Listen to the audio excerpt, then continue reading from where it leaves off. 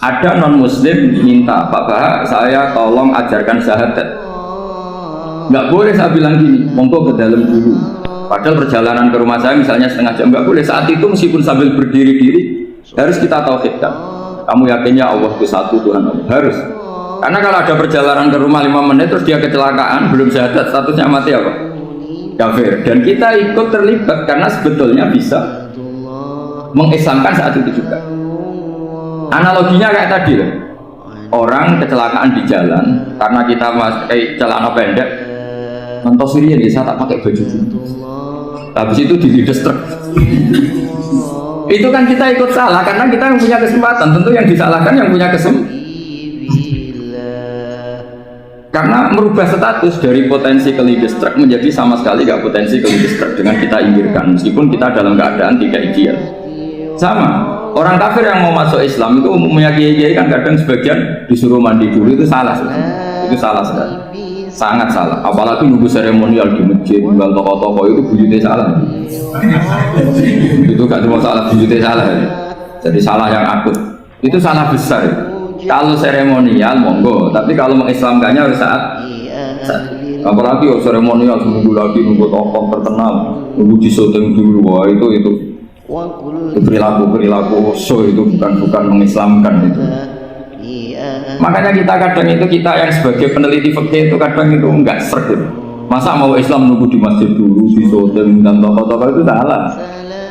Itu sama dia kamu lihat orang kecelakaan mau menyelamatkan ada wartawan enggak? Udah disyuting dulu sedang mati ini.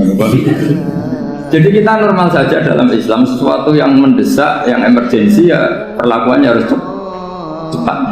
Sehingga dibabkan faslun fil musarohah ila nusifid fitin. Jadi ada beberapa contoh di Quran memang aturannya seperti ini. Makanya semua redaksi Quran tentang menuju Allah diredakseno fafirru. Makanya di Tawaf ada ekspresi romal, jalan agak cepat. Di Sa'i juga ada momen-momen kita harus romal, berjalan cepat. Di beberapa aturan juga seperti ini. Ya saya ulang lagi, di beberapa aturan Islam juga seperti itu. Nah sekarang efek di hukum haji, kita banyak baca literatur haji. Haji dalam aturan Islam itu wujuban tarofian, wajib yang tidak langsung mendesak. Kemudian semenjak ada fakta kita harus nunggu, daftar tunggu, itu kita sebagai ahli fikih itu gampang. Misalnya gini, saya umur 20 punya uang, sekarang berapa daftar? 25 juta ya? Saya umur 20 punya uang 25 juta. Saya jomblo misalnya, ya butuh nikah, ya butuh macam-macam. Itu wajib daftar haji apa enggak? Karena kalaupun daftar nunggu 20 tahun. 20 tahun kan asumsi umum masih umur 40, masih hidup lah kira-kira. Nah sekarang kalau ada orang umur 50 tahun punya uang 25 juta, menurut Anda wajib daftar saat itu apa enggak? Daftar saja bisa game gitu. Dan kalau misalnya umur 50 ditambah 25 kan 75. Itu kalau orang sumpah sudah cepat mati itu. Maka itu menjadi pertanyaan, apakah fikih ini kita rubah? Karena dulu kan orang itu longgar semua. Karena haji zaman Nabi pun tidak langsung dilakukan saat pertama diwajibkannya haji. Jadi Nabi punya sisi unik. Pertama ada tahun diwajibkannya haji, Nabi tidak langsung haji. Sebab itu ulama berkesimpulan kalau wajibnya haji tidak langsung. Maka fikih itu memang unik. Sholat juga gitu. Ada istilah begini dalam sholat. Watajibu sholat ala kulli muslimin wujuban muwassa'an. Di semua kitab fikih takbirnya seperti itu redaksinya. Wajib sholat dilakukan orang Islam wujuban muwassa'an, wajib yang ada longgarnya. Jika ketika zuhur jam 12 WIB kita dengar azan, boleh sholat setengah 1, jam 1, setengah 2, jam 2. Karena memang wujuban muwassa'an, memang ada batas akhir waktu misalnya sampai setengah 3. Nah problemnya begini, misalnya setengah 1 Anda pasti dipanggil majikan kamu yang diharuskan melakukan satu aktivitas, misalnya Anda pilot yang nggak mungkin sholat lagi di kokpit. Apakah status wujuban muwassa'an, wajib yang longgar menjadi hilang karena setelah itu tidak ada kesempatan lagi sholat? Apa tetap kita sebagai ahli Islam yang agak balelo tapi alim, misalnya ya sudah tetap jadi pilot, Nanti kan ada aturannya sendiri, ada rukhsahnya sendiri, ada kemurahan sendiri kita sudah jadi pilot. Misalnya sholat tanpa harus menghadap kiblat, sholat yang tetap di perjalanan. Kira-kira Anda kalau jadi ahli fikih pilih mana? Milih harus sholat di depan, apa tetap memberi kelonggaran? Gak apa-apa sholat sambil apa? Jiper sambil pilotin apa pesawat. Anda pilih mana? Karena kalau konstitusi ilmu itu memang harus ada, dengan tanda kutip ya, memang harus ada nakalnya. Kalau nggak nakal malah gak sah. Memang unik ilmu itu. Karena ilmu itu kalau dipaksakan lurus terus, itu nanti malah bengkok karena menghilangkan rukhsahnya Allah, kemurahan Allah. Tapi kalau dipaksakan rukhsah terus, murah terus, nanti dianggap menyepelekan hukumnya Allah. Maka kita yang ahli fikih itu pusing. Misalnya saya sering ditanya, Gus saya ini supir bis, kan musafir terus, berarti saya boleh tidak puasa terus panjang Ramadan? Coba kalau ada jadi ahli fikih mesti bingung. Mau boleh, ya boleh terus supaya orang nggak peduli sama Ramadan. Mau mengatakan wajib puasa, kayak nggak peduli dengan kemurahan Allah yang membolehkan musafir tidak puasa. Coba loh, Anda jangan jadi ekstremis yang sana bantah tok protes tok ini kan. Jadi memang mengkaji ilmu itu. Ya, makanya dengan tanda kutip itu harus ada nakal. Tapi nakal yang baik bukan nakal. Nakal itu kalau bahasa Jawa itu kan tidak harus dosa. Seperti anak kecil, menek-menek itu, tuh bocah kok nakal. Padahal anak kecil menek itu haram kan? Tidak kan? Malah orang tuanya yang bentak itu yang haram.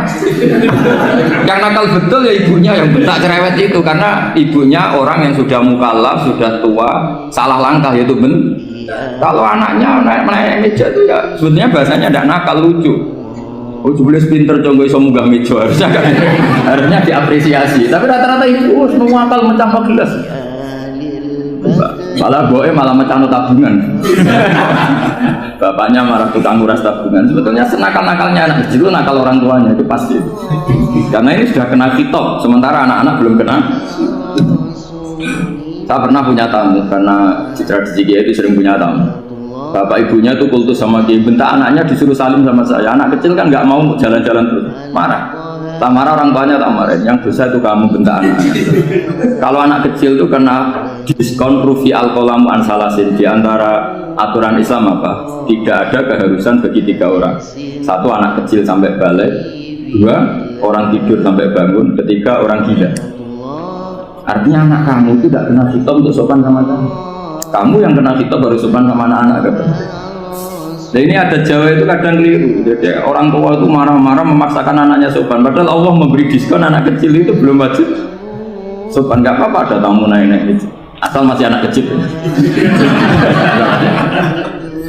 Makanya Rasulullah ketika beliau sholat sujud itu Hasan Husain itu naik. Cara Jawa Nabi itu 3 tumpahan. Semua riwayat mengatakan Nabi itu diam saja, gak berani ngangkat. Sampai sahabat itu ada yang ngomong, ini Nabi sujud lama sekali ada apa? Jadi kita punya riwayat itu ya baru kayak sahabat yang agak nakal. Semuanya itu sujud, tapi bareng di atas rata-rata ada sahabat yang belakang ngomong, siapa tuh ini sujudnya kok lama? Barokahnya itu ditemukan riwayat, oh ono putune karena Hasan itu naik di atas punggungnya apa? Nabi itu andikan tidak ada yang ngomong, riwayat ini tidak ditemukan. Barokahnya ada yang mongok itu mungkin, kalau sekarang mungkin semua masjid mongok karena orang sekarang jarang yang khusyuk. Kalau dulu hanya 1 yang di belakang.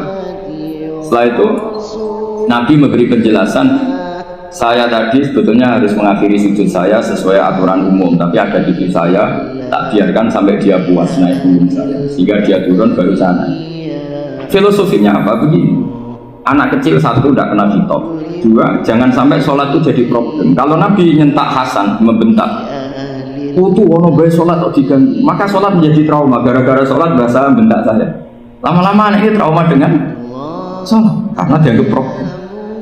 Makanya saya termasuk kiai nggak berpendapat anak kecil nggak boleh di masjid. Sering kan anak kecil di masjid ayo khutbah rame, saya termasuk setuju tetap boleh. Kalau dibentak di masjid maka dia trauma dengan masjid. Mungkin ke masjid dibentak. Lagi pula kadang-kadang orang tuh gaya-gayaan kok. Wah, rame orang khutbah. Rame nih. Padahal kalau nggak diramein anak-anak malah udah tidur.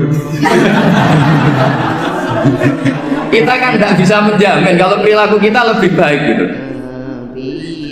Mendingan kan anak-anak main di masjid dibanding di karaoke kan. Jadi kan, lah ini maksudnya saya, ini fikih ya. Fikih itu wilayahnya, makanya Jadi ahli fikih itu susah-susah gampang. Jangan hanya berpikir protes dengan ketentuan fikih, mengkaji yang sebanyak-banyaknya. Itu tadi, misalnya Anda seorang supir permanen, supir bis terutama. Kalau truk kan bisa alih-alih, kalau bis kan apa ada deadline-nya ya waktu. Seperti bis jurusan Surabaya Semarang, saya kan sering naik bis jurusan Surabaya Semarang. Kadang-kadang supirnya melihat saya tanya, Gus saya ini supir, saya ini Ramadan itu gimana ya? Ya saya sudah ngerti setengah nakal dan senengnya dijawab rasa poso ya saya tahu. Tapi masalahnya secara fikih kalau kamu melanggar kamu harus puasa terus. Kamu melanggar konstitusi ilmu. Memang musafir punya diskon? Boleh? Tidak puasa. Pertanyaannya bayarnya kapan? Nung Syawal ya nyupir lagi, Zulqa'dah nyupir lagi, nanti sampai Ramadan ya. Nah terus ya pas kamu cuti, biasanya cutinya pas sakit, boleh diskon lagi karena sakit. Coba.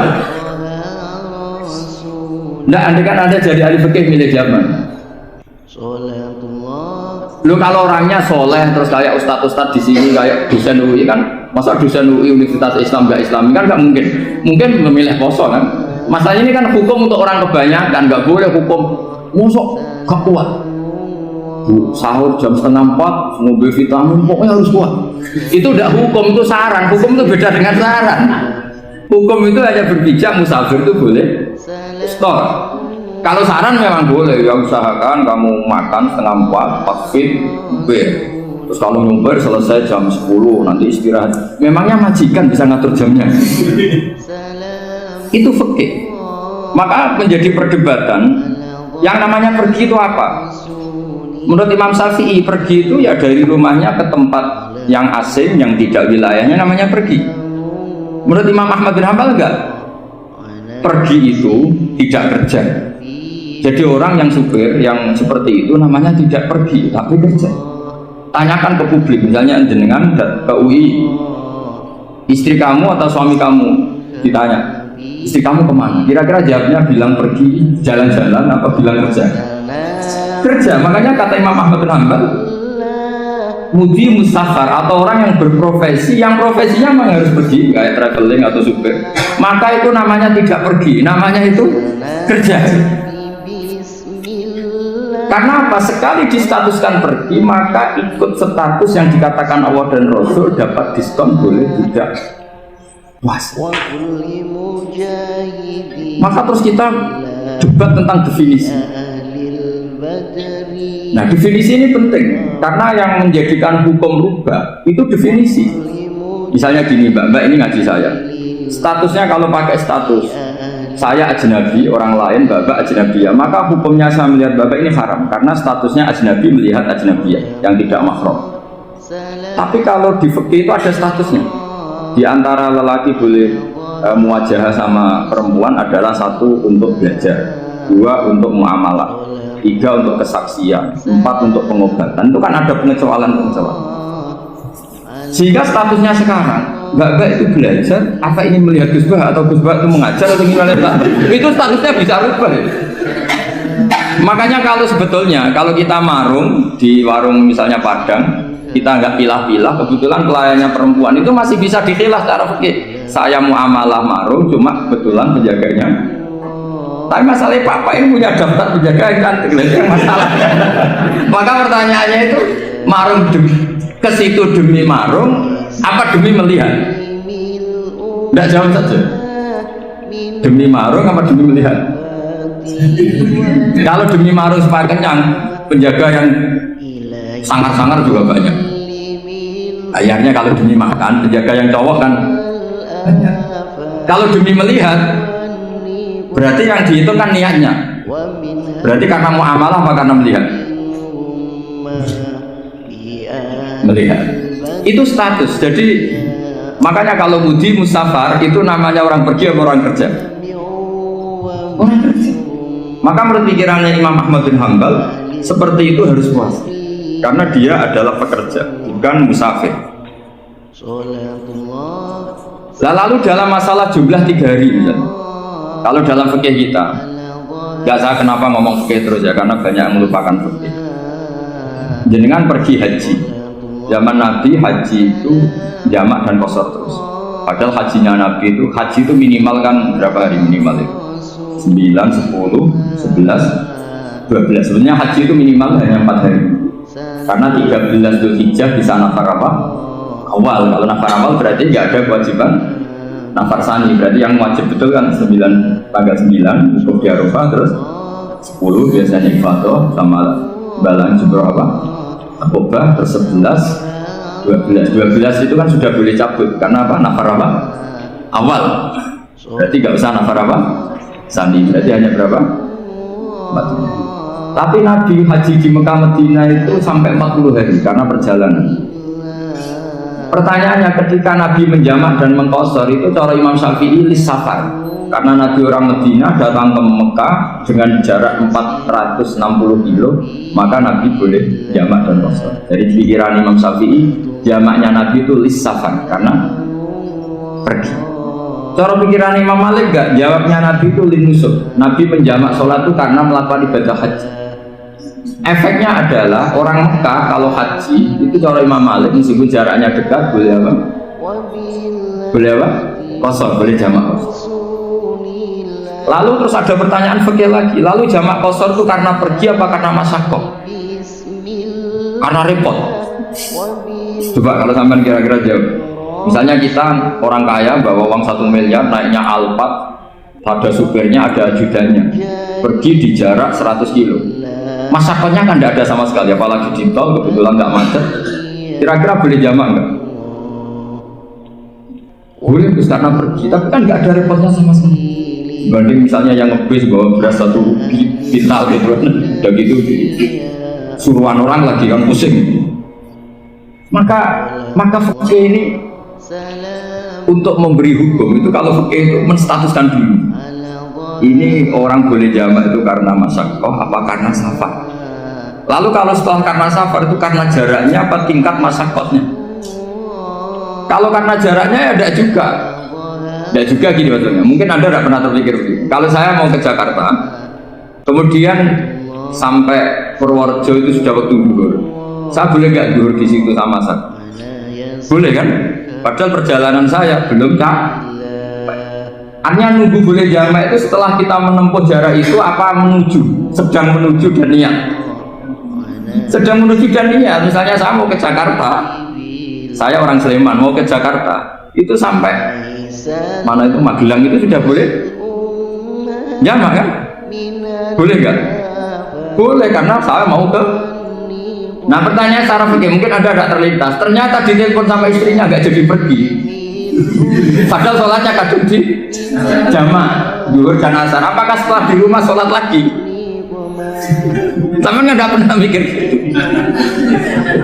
Karena tidak nekuni fikih. Jadi orang fikih itu sudah pusing, makanya jangan diprotes terus. Kita ini sudah pusing, tapi orang tuh enak aja protes terus. Nggak menurut jenengan nanti wajib sholat lagi enggak? Dia bolehnya jamak kan berdasar berstatus musafir. Ternyata setelah Magelang ditelepon istrinya nggak jadi. Dia kadung sholat zuhur dan asar. Setelah pulang masih jam 1. Terus ada asar, wah bukan sholat. Kalau menurut Anda sholat lagi apa enggak? Jangan saran. Kalau saran, wah sebaiknya sholat lagi. Itu tidak hukum, itu saran itu namanya. Saran dengan hukum beda. Sholat lagi beda.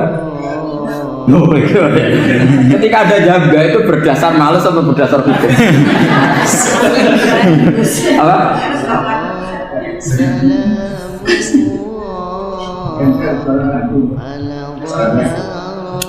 Nah kalau Anda sholat lagi, pertanyaannya gini, Allah itu tidak punya tradisi mewajibkan 2 kali. Pertanyaan pentingnya mesti gitu. Dan saat Anda di Magelang menjamak itu melakukan sesuatu yang disahkan oleh agama. Berarti pas Anda jamak zuhur asar, sesuatu pas melakukan itu kan berstatus sah dan boleh. Meskipun setelah itu ada masalah, istri kamu nelpon terus pulang. Tapi pas itu kan sudah dinyatakan oleh malaikat sah, Anda sudah zuhur dan asar. Kalau melihat itu tidak wajib mengulang, tapi bisa saja malaikat ada yang usil. Itu sah karena Anda berstatus musafir. Berhubung status Anda hilang, maka poin Anda sudah sholat juga hilang. Kamu milih fikih yang mana?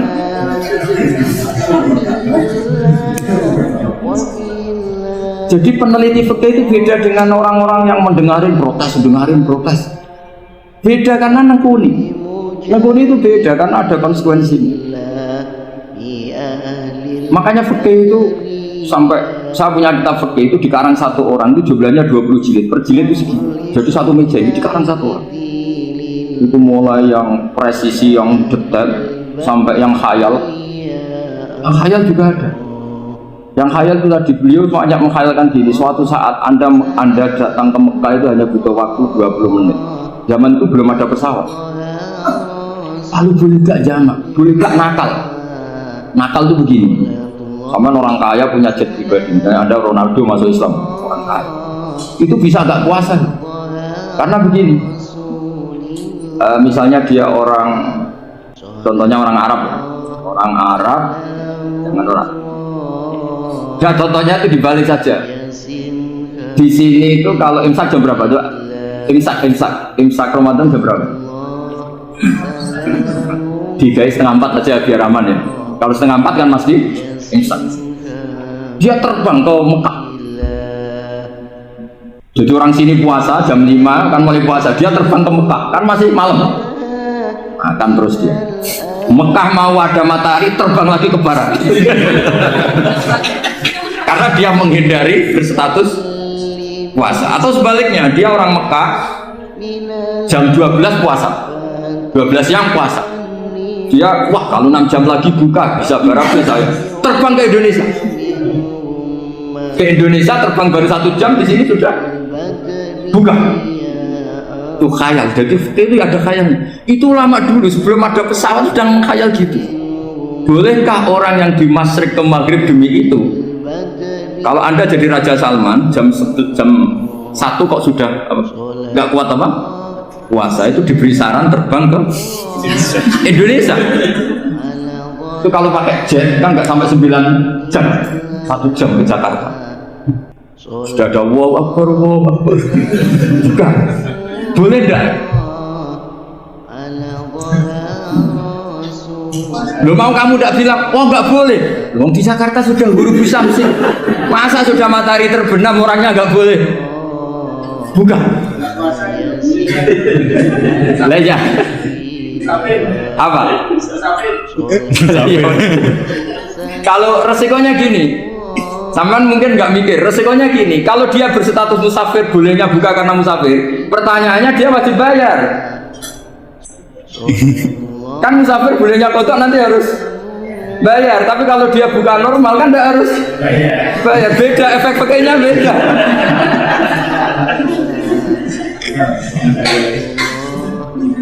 Sama jangan protes, Gus Baik gimana mau ngaji malah dijak senam.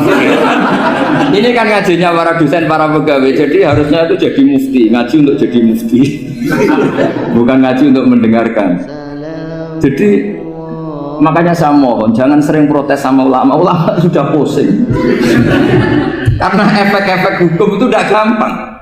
Kayak tadi misalnya, kalau dia boleh buka atas nama musafir, resikonya wajib bayar. Masalahnya Raja Salman ini mau enggak? Dia inginnya. Maka pertanyaannya itu kitab yang milik saya tadi yang 20 jilid tadi. Ulama itu mulai dulu sudah membayangkan bagaimana kalau suatu saat ada satu kendaraan. Kenapa ulama bisa membayangkan itu? Karena ada buruk. Meskipun mereka nggak numpak buruk, hanya Rasulullah, tapi kan bisa membayangkan ada toyul waktu. Waktu itu bisa dilipat. Karena ulama dulu ahli astronomi, jadi bumi itu bulatnya gini, muternya gini. Berarti suatu saat ada satu ilmu di mana orang ambil satu posisi terus melewati toyul waktu, ngalami apa lintasan apa waktu. Mulai dulu itu sudah dibicarakan. Pertanyaannya lalu status orang ini kayak apa? Misalnya tadi orang Mekah ingin cepat buka terbang ke Indonesia. Orang Indonesia menghindari imsak, misalnya 3:30, dia belum sahur. Wah kalau saya di Indonesia ini sifatnya sahur. Wah saya tak terbang ke Mekah. Wah enak kan terbang di Mekah ternyata masih jam 8. Wah bisa makan sepuasnya jam 8 malam, artinya jam 20. Kan enak ya. Barwarek balik ning Indonesia wis jam 1 siang. Jam 1 siang kalau ingin cepat buka terbang ke timur. Langsung buka. Berarti dia kira-kira puasa aja 3 jam. Tapi terus ya mungkin kalau sampean tahu kok Gus sudah repot-repot ngono tinggal turu lho sinetron kok buka dhewe. Itu tidak hukum, saran itu namanya apa?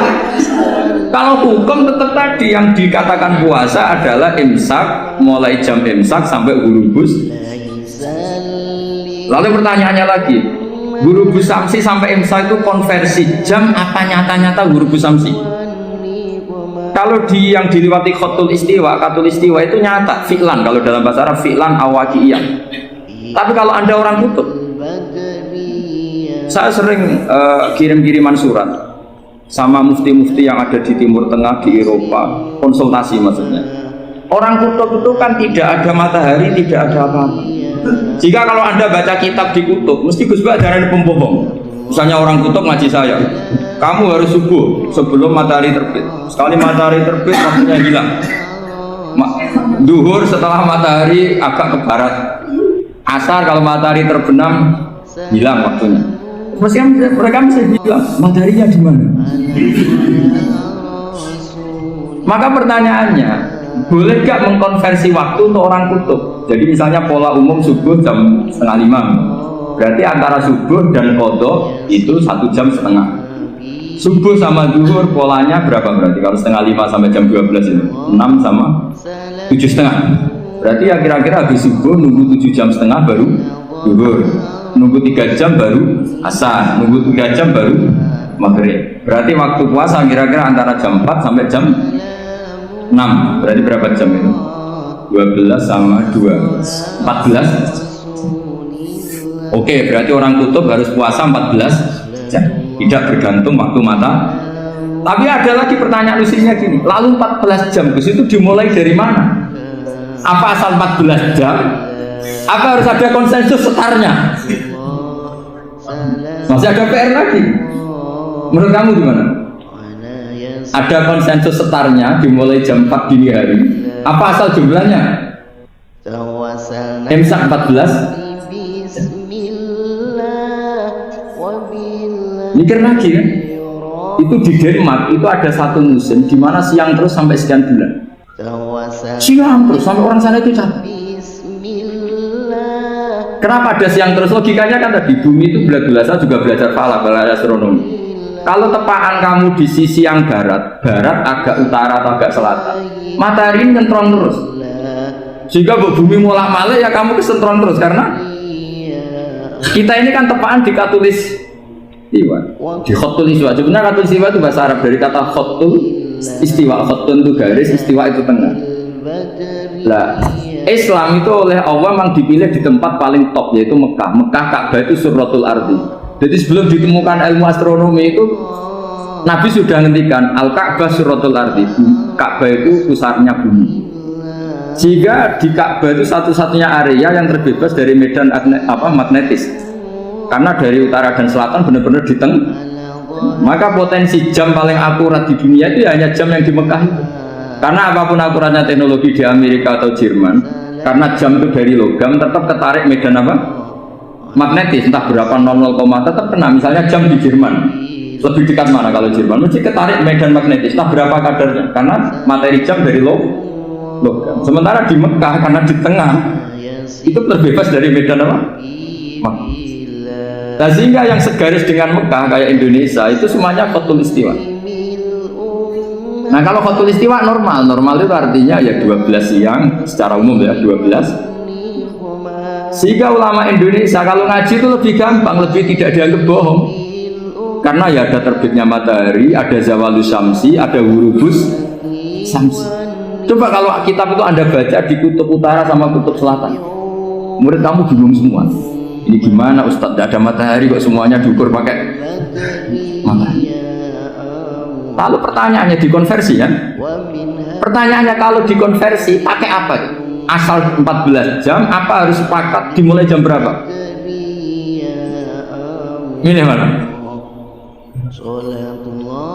Milih sepakat. Pertanyaannya kalau sepakat, ukurannya siapa yang jadi ahlul halli wal aqd?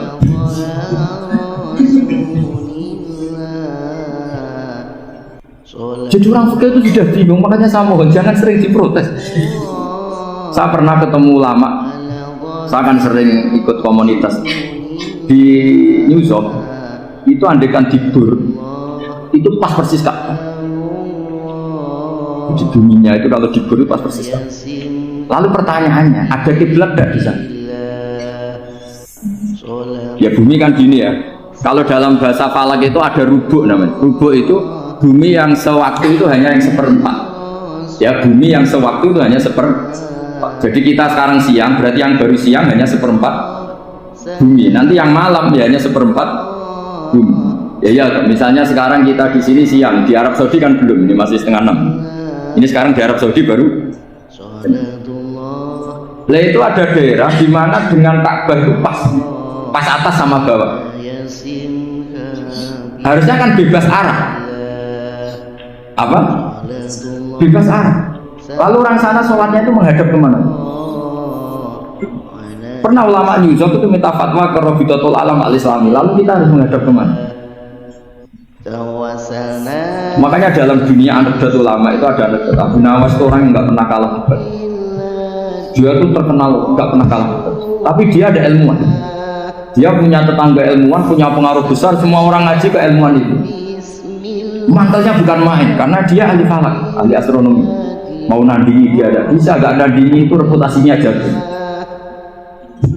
Orang itu berteori kalau bumi itu bulat-bulat. Kalau kamu jalan ke sini, maka akan ke titik yang suatu saat si profesor ini kemalingan, terus minta tolong Abu Nawas rumah saya kemalingan. Terus lari kemana malingnya? Ke timur. Setelah ke timur, larinya ke timur. Abu Nawas lari ke barat. Terus ditanya, sudah tak bilangin malingnya lari ke timur, kok kamu lari ke barat? Nanti ketemu di titik yang sama. Sebenarnya itu profesornya makal. Oh kamu nyindir. Artinya Abu Nawas gak terima. Teori anda itu gak bisa. Secara keilmuan benar, tapi secara faktual gak boleh. Berarti kalau ada orang ngejar istrinya lari ke timur, dia harus tetap ke barat. Nanti ketemu di titik. Jadi malingnya tuh lari ke timur, Abu Nawas ngejar ke barat. Ketika kita tanya profesornya, saya bilangin malingnya tuh lari ke timur, kenapa ada ke barat? Kataan kan nanti ketemu di titik sama karena bulat. Nah pertanyaannya gini, lalu kalau yang segaris itu ada arah enggak? Kayak New York tadi. Menurut kamu tetap berkiblat apa enggak usah? Loh kalau yang rubuk jelas. Gitu, kalau rubuk begini loh, misalnya begini, terus kamu di sini sama sini kan masih ada arah. Tapi kalau sini sama sini masih butuh kiblat enggak? Lah, sama tidak usah protes. Orang fikih sudah pusing, tidak usah diprotes. Karena yang dipikir itu macam-macam. Nah ya makanya ini kan, ini mengkaji ya saya mohon. Ya kayak tadi ini mengkaji saya mohon. Saya cukupkan sekian. Sementing apa ya kita ada respeknya lah sama ulama. Jadi ulama itu susah. Mikirnya susah, harus tanggung jawab di depan Allah. Di dunia diprotes terus. Ya saya kira demikian. Assalamualaikum warahmatullahi wabarakatuh.